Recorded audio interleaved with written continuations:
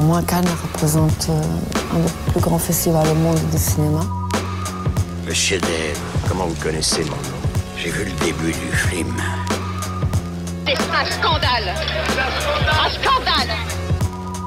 Nous déclarons ouvert le 70e Festival de Cannes. Salut à tous, c'est David Honora et c'est Séance Radio spéciale Cannes épisode 5 avec nos ciné. Retrouvez-nous ici toute la quinzaine sur séanceradio.com et le réseau Binge Audio. Et aujourd'hui, on va parler du film de Sofia Coppola, Les Proies, avec Lucille Bélan d'Artistic Réseau. Salut Lucille. Salut. Avec Arnaud Bordas, habitué de nos ciné, qui va devoir nous quitter en cours d'émission pour aller à une projo. Salut Arnaud. Salut David. Et Andy Biquès qui est arrivé hier, qui nous rejoint en pleine forme, on peut le dire, pour ce festival. Ah ouais, complètement. Je suis déjà fatigué, mais ça va très bien se passer. Andy Biquès du site spécialiste des festivals de cinéma, acred.fr. Et donc on va parler du nouveau film de Sofia Coppola, qui alors apparemment ce qu'il faut dire, ce n'est pas un remake soi-disant du film de Don Siegel, mais une nouvelle adaptation du roman de Thomas Cullinan.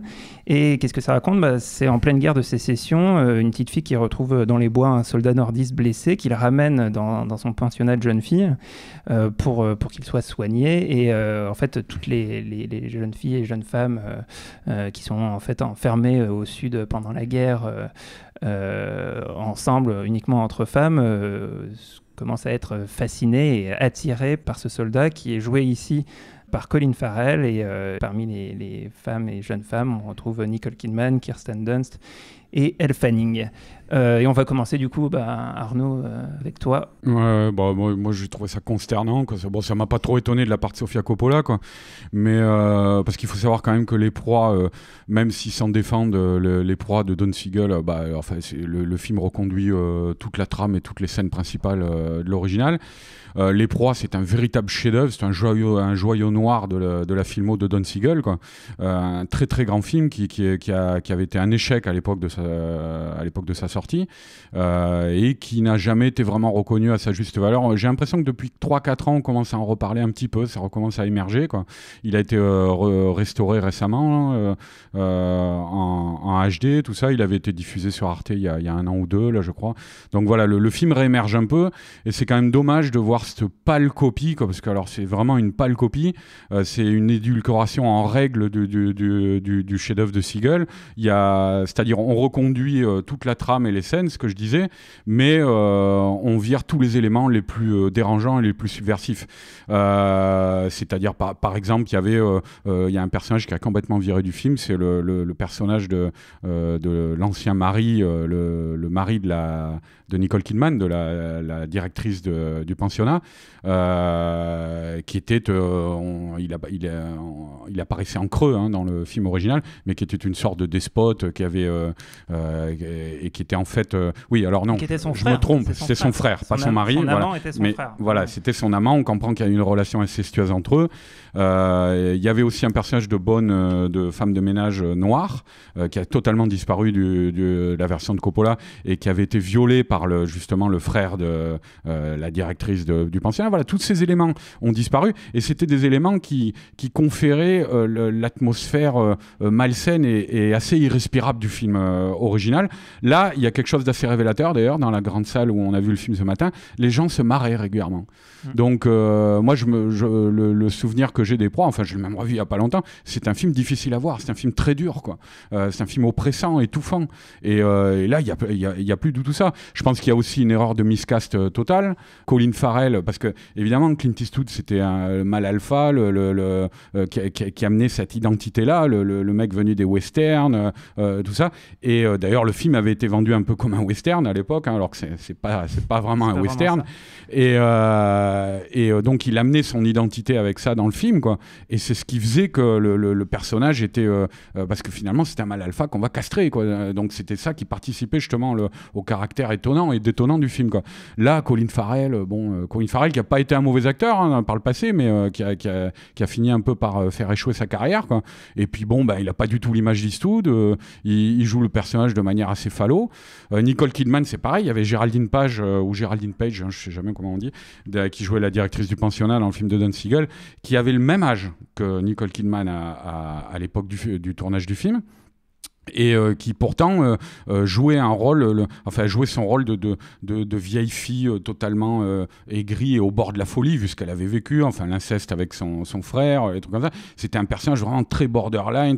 Là, évidemment, Nicole Kidman, comme c'est une actrice, malgré qu'elle ait le même âge, qui charrie derrière elle toujours, elle a encore une conscience de son image glamour qu'elle essaie de préserver. Elle est refaite de partout. Elle est inexpressive maintenant, quasiment.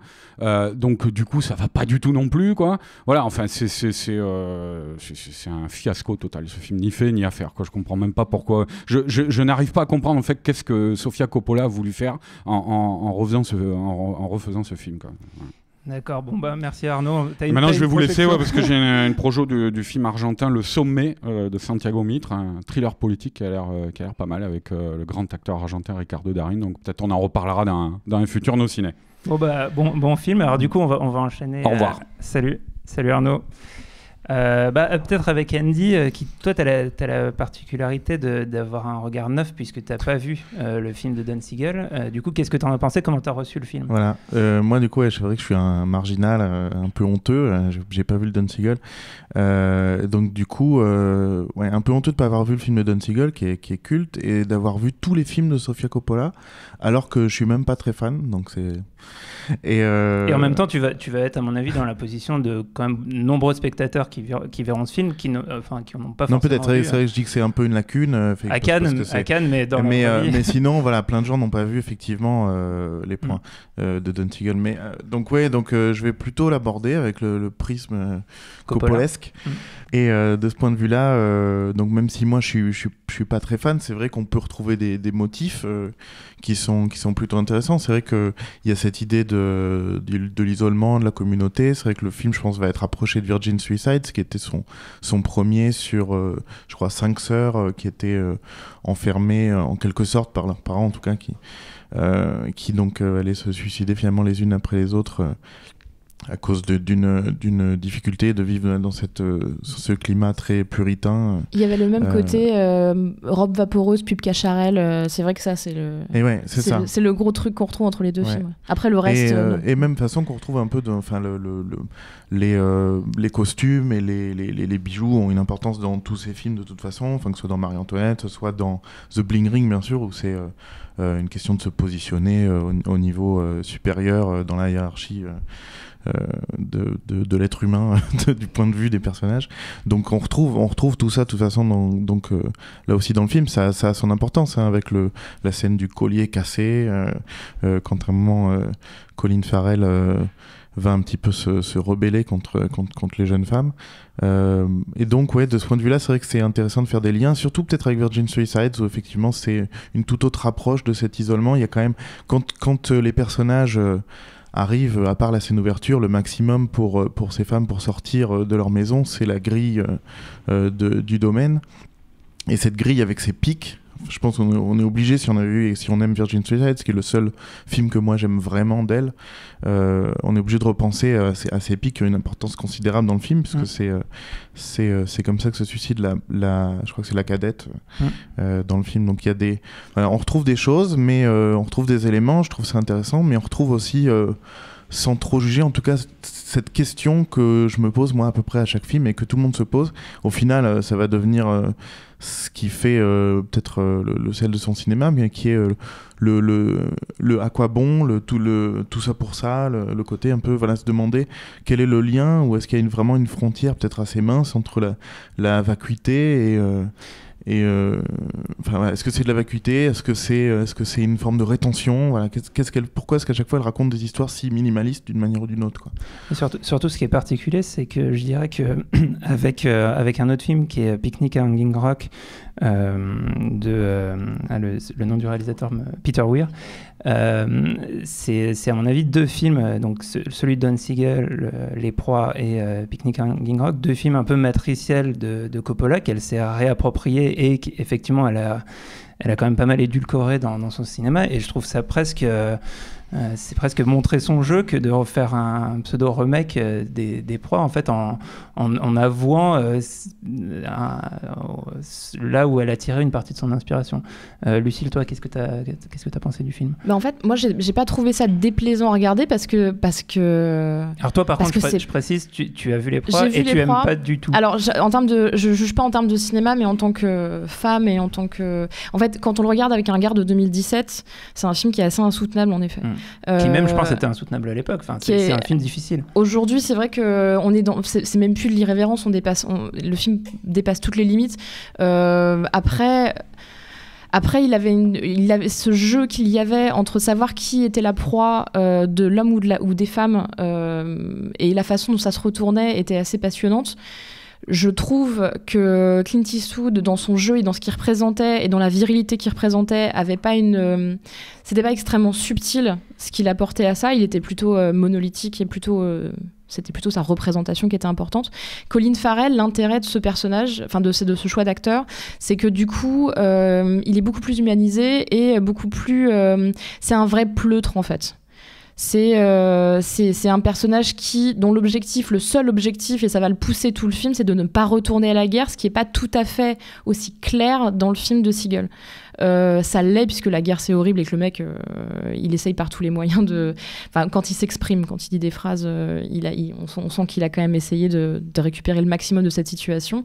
Mais Colin Farrell, il y a vraiment un truc de lâcheté assez intéressante. Et ça, j'ai trouvé que c'était un ajout assez chouette. Après, moi, tout ce qui a été enlevé, tout ce qui a été expurgé, j'ai trouvé ça assez honteux et c'est un vrai signe des temps pour le coup. Parce que oui, on a enlevé le seul personnage d'esclave parce qu'on n'assume pas du tout les potentiels critiques ou le potentiel traitement de ce personnage. Elle a enlevé effectivement l'inceste, elle a enlevé tout ce qui était lié de plus ou moins près à la pédophilie, elle a enlevé... Faut savoir que dans le film de Seagal, dans la toute première scène où il rencontre la petite fille, pour se la mettre dans la poche, entre guillemets, il l'embrasse. Et en fait, il l'embrasse après lui avoir demandé son âge et elle dit qu'elle a 12 ans. Ouais. Et il l'embrasse direct. Sachant qu'elle a aussi enlevé la majorité des scènes de sexe, puisqu'il y a des scènes de sexe beaucoup plus claires dans le film, et elle en a gardé une seule. Je pense que c'était pas nécessaire d'enlever tout ça, et je vois pas l'intérêt d'adoucir en fait. Ça apporte une forme de subtilité et en même temps finalement ça perd complètement de sa force. Donc c'est pas déplaisant à regarder hein, mais du coup on se demande un peu aussi pourquoi on va là et... Là j'imagine sur la scène de sexe, moi je l'ai vu comme ça, c'était un peu une sorte de petit twist quoi, parce que il y a eu un premier baiser échangé avec ce personnage là beaucoup plus tôt et on peut supposer que il y a eu des rendez-vous nocturnes entre les deux mais qui ont été complètement hors champ quoi. Et du coup à ce moment-là quand ça arrive c'est une surprise et même d'ailleurs la manière dont c'est filmé il y a une surprise puisqu'elles sont toutes avec leur même robe à volute blanche sur qui c'est exactement et d'ailleurs ce point-là en particulier me semble être un problème du film, c'est qu'il y a une forme d'homogénéisation des personnages féminins qui dans la version de Don Siegel sont très stylisés et très caractéristiques. Après, certains sont stylisés, il y en a certains qu'on n'entend jamais parler dans le film. Il y a deux élèves en l'occurrence qu'on voit jamais. C'est le cas à peu près dans les deux films. J'ai trouvé que elle avait fait l'effort et entre celles qui aiment la musique et tout, elle a quand même fait l'effort de créer un peu des persos quoi. En fait, il y a trois personnages importants, enfin trois personnages féminins importants dans le film de Siegel. C'est la directrice. En fait, il y en a quatre, pardon. Il y a la directrice, la petite fille du début qui est amoureuse instantanément et qui a sa petite tortue. La salope, entre guillemets, très, très sexuelle, très sexuée, qui là est rejouée par Elle Fanning, mais dans une version très limitée. Et il y a la religieuse vierge, entre guillemets, qui elle pense à travers la religion. Et en fait, tous ces personnages se rejoignent et se mélangent un petit peu. Et du coup, on a plus de mal à voir qui est qui. Et effectivement, on finit par les mélanger, ce qui était aussi un peu le cas dans Virgin Suicide, je trouve, entre les différentes sœurs. Oui, mais en plus, elles avaient un côté, elles se ressemblaient toutes, elles avaient les mêmes cheveux, les mêmes vêtements. Le but de Virgin Suicide, c'était vraiment aussi de montrer qu'elles étaient des sortes de photocopies du personnage de Lux, qui était interprété à l'époque par... Kirsten Dunst. Par Kirsten Dunst. Et du coup, oui, Ouais, c'était The Virgin volontaire. Suicide, Alors que là, plus volontaire, c'était il y beaucoup avait moins volontaire, Ouais. je pense. Il fallait qu'il y ait cet effet domino dans Virgin Suicides, quoi. Quand une tombe, les autres vont tomber, et c'est la même fille, mais à des âges différents. Il y a un petit côté comme ça.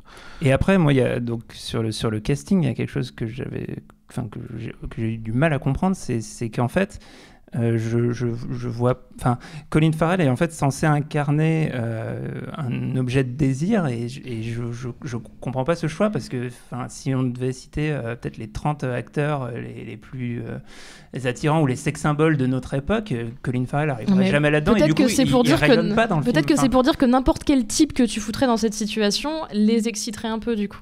Et c'est là que je trouve qu'il y aurait peut-être pu avoir un truc intéressant. En fait, pendant le film, je me faisais la liste de qui aurait pu mieux jouer le rôle que lui. J'aurais trouvé intéressant, par exemple, de voir Idris Elba, d'avoir un personnage noir qui y en avait parmi les soldats nordistes.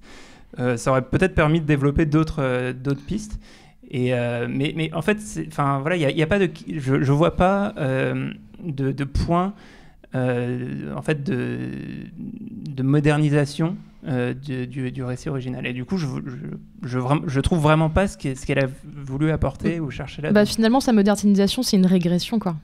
C'est une terrible régression, puisqu'elle refuse de parler... Peut-être que ça dit quelque chose de notre époque. Mais complètement, parce qu'elle refuse de parler de racisme, elle refuse de parler... Tous ces trucs-là sont consternants. D'ailleurs, le personnage d'Elle Fanning, qui, donc tu l'as dit, une salope dans le premier film, il couche avec dans le premier film, on la voit à poil, on voit ses seins pendant tout le film, elle l'allume complètement. Là, dans le film, on touche pas à Elle Fanning, quoi. Elle fait 2-3 références, un clin d'œil. Je disais une salope en respect à toutes les salopes. sans aucune... Bien sûr. Mais du coup, non, c'est ça. C'est qu'en fait, pour se protéger d'éventuelles attaques ou juste par manque de courage, un peu comme Colin Farrell, en fait, elle se retrouve à faire un film où elle raconte plus grand-chose, quoi. Après, moi, donc, j'ai toujours pas vu depuis tout à l'heure le film de Ben Seagal, mais si j'ai bien compris, Eastwood, c'est vrai qu'il y avait un magnétisme inhérent à sa personne qui faisait qu'il n'y avait pas besoin d'expliciter. Voilà. Donc, alors moi, je tiens à dire que je suis la seule femme autour de cette table, je suis la seule personne qui ne trouve pas que Clint Eastwood est une bombe sexuelle. Je pense que le fait que Clint Eastwood soit une bombe sexuelle, c'est vraiment un truc très masculin. Les hommes il y a peut-être une attirance il nous plaît beaucoup, mais...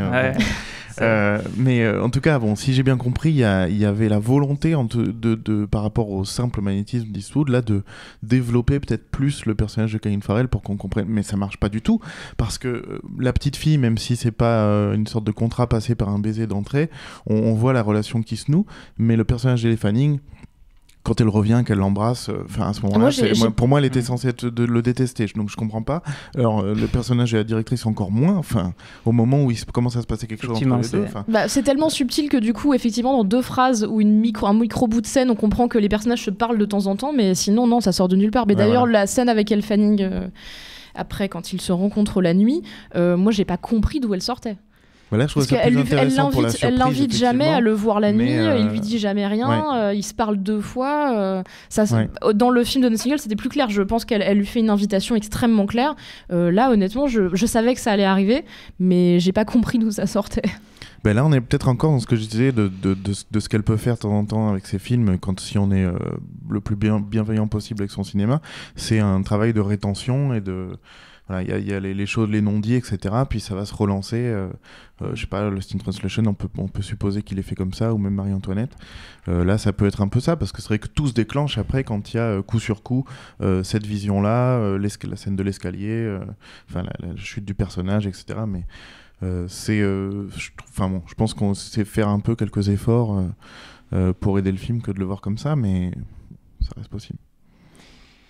Voilà, donc du coup, globalement, je sais pas si on peut dire qu'on est déçu par Les Proies, parce que, pour moi, personne n'attend rien de Sofia Coppola. Non, mais en plus, c'est pour moi une cinéaste que je trouvais intéressante, et même au-delà de Virgin Suicide, moi j'aimais beaucoup Lost in Translation. Je trouve qu'il crée quelque chose sur l'ambiance de Tokyo. Après, c'est comment dire, l'histoire de Sofia Coppola elle-même. On l'a pas expliqué puisque c'est évident, mais c'est la fille de Francis Ford Coppola. Elle joue un bébé dans Le Parrain. Donc c'est quand même de toute façon, de base, le cinéma de quelqu'un qui est né avec une cuillère en argent dans la bouche et en plus une cuillère de très grands cinéastes dans la bouche, et qui, pour moi, développait un cinéma intéressant justement quand elle parlait de ça, quand elle parlait de ce côté... et même peut-être dans Marie-Antoinette, ce côté enfermé dans les grands hôtels. Somewhere surtout. De l'ennui. Voilà, et puis avec Somewhere, effectivement, peut-être un basculement. Enfin, je sais pas ce que tu penses de Somewhere.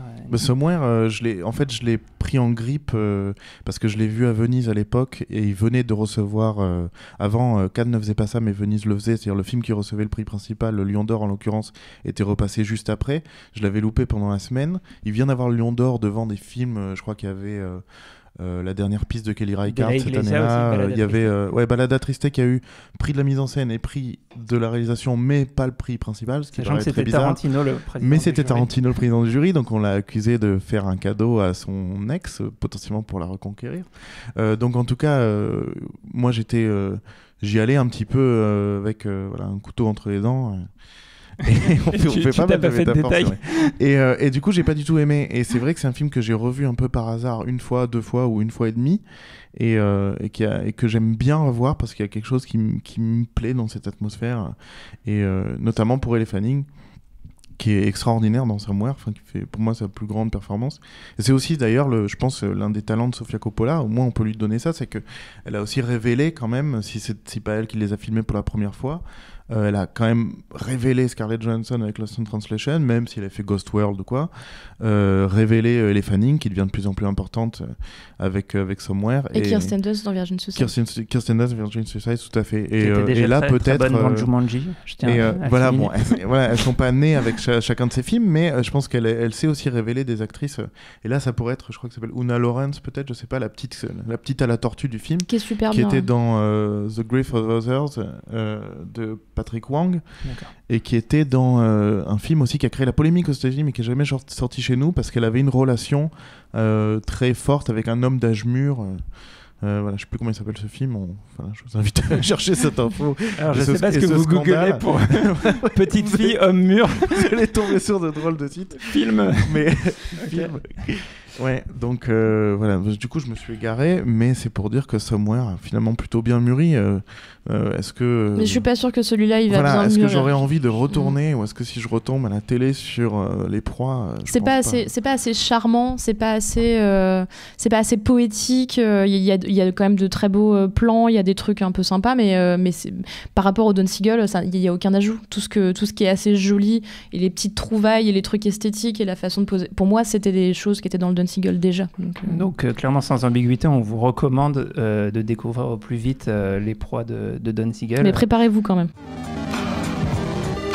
Et voilà, donc du coup, on a un peu fait le tour sur le film de Sofia Coppola. Est-ce que vous avez vu des choses par ailleurs dont vous voulez nous parler, Lucille, peut-être ? Oui, moi j'ai fait la queue pendant super longtemps pour voir le film en séance de gala. C'était l'hommage pour André Téchiné. Il présentait son dernier film, Nos années folles. Séance incroyable où il y avait Huppert, Béard, Deneuve, Binoche, toutes ces actrices. C'était une brochette incroyable. Et du coup, le film raconte l'histoire c'est une histoire vraie. Un personnage pendant la Première Guerre mondiale qui devient déserteur et qui, pour avoir le droit de sortir dehors, se travestit en femme.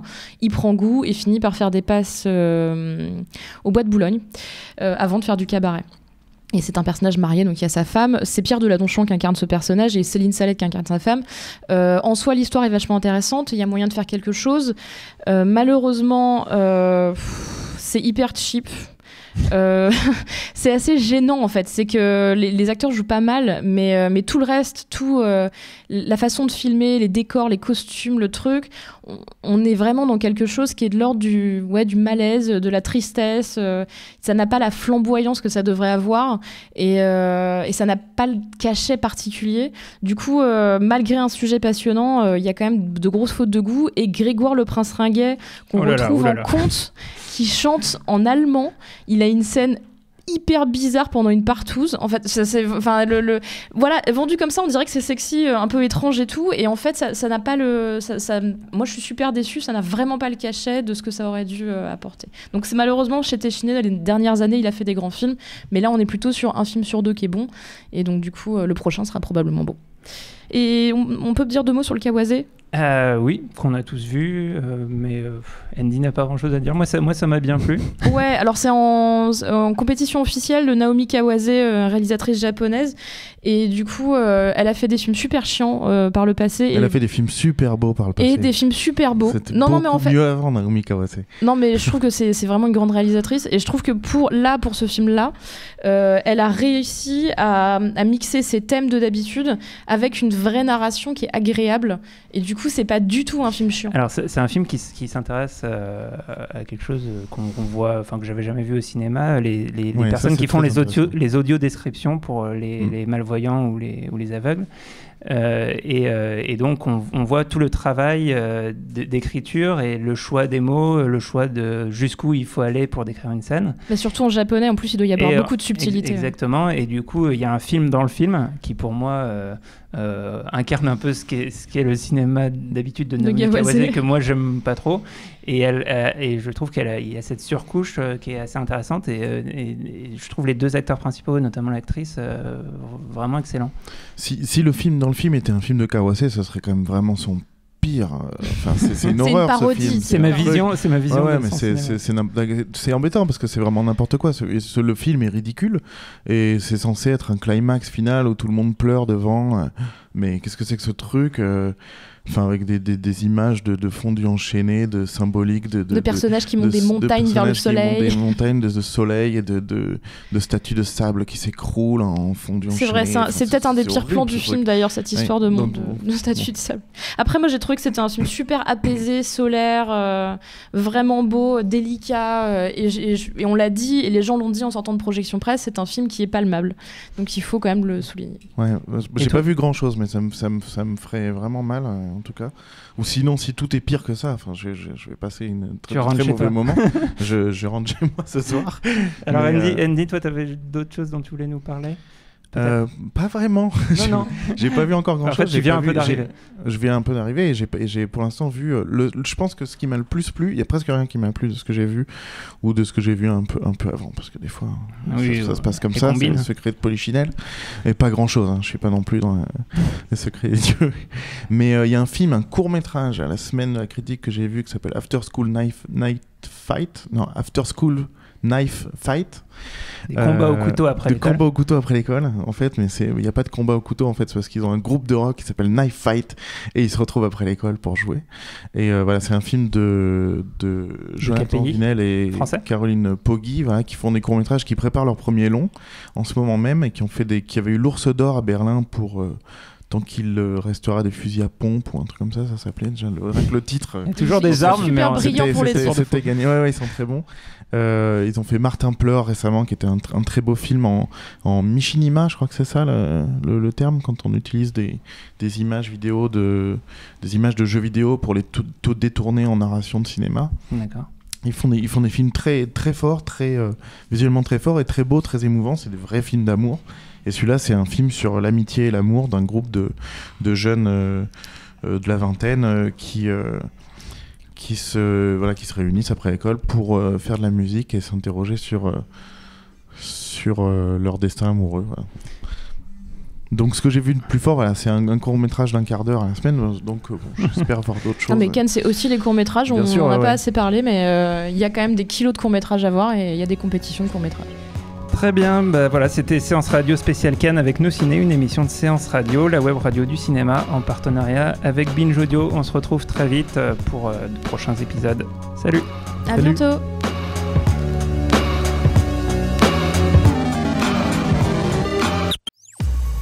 Salut à tous, c'est César Monterol. Vous en avez marre, lors d'un apéritif dînatoire, de ne pas avoir d'anecdotes croustillantes à partager autour d'une bonne saucisse cocktail? Eh bien, vous avez de la chance. Si vous vous demandiez ce qu'est un Deus Ex Machina, ou même pourquoi on mange du popcorn au cinéma, eh bien, toutes les réponses à ces questions, c'est dans le pavé dans la toile de Séance Radio, disponible en podcast sur iTunes, SoundCloud et toute autre appli dédiée. Elle est pas belle, la vie ?